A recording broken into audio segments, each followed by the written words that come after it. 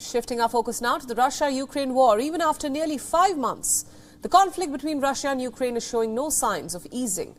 As the war continues to intensify, global leaders are now ramping up their efforts to provide more military aid to Ukraine to help them fight Russian troops. In the latest, UK's Prime Minister Boris Johnson has pledged to provide more weapon supplies to Kyiv.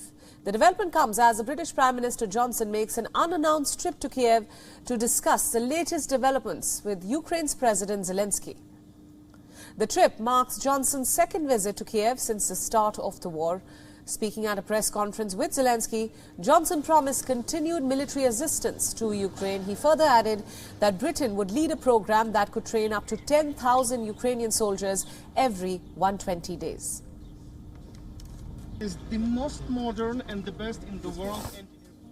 We will continue, as we have from the beginning, to provide the military equipment that you need, and now, of course, the training that may be necessary to go with that new equipment, so that you, the Ukrainian people, the Ukrainian armed forces, will be able to do what I believe Ukrainians yearn to do, and that is to expel the aggressor from Ukraine.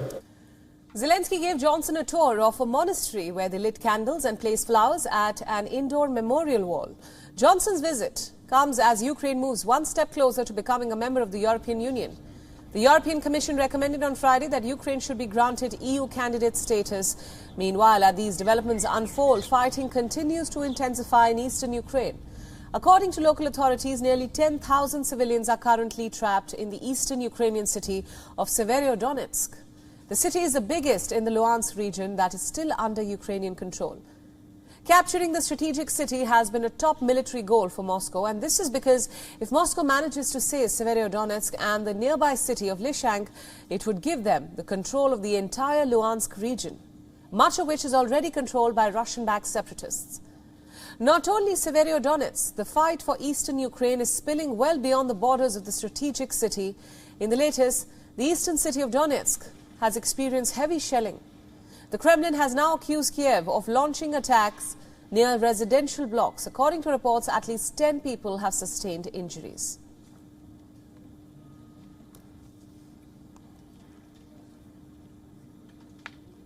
WION World is now available in your country. Download the app now and get all the news updates on the move.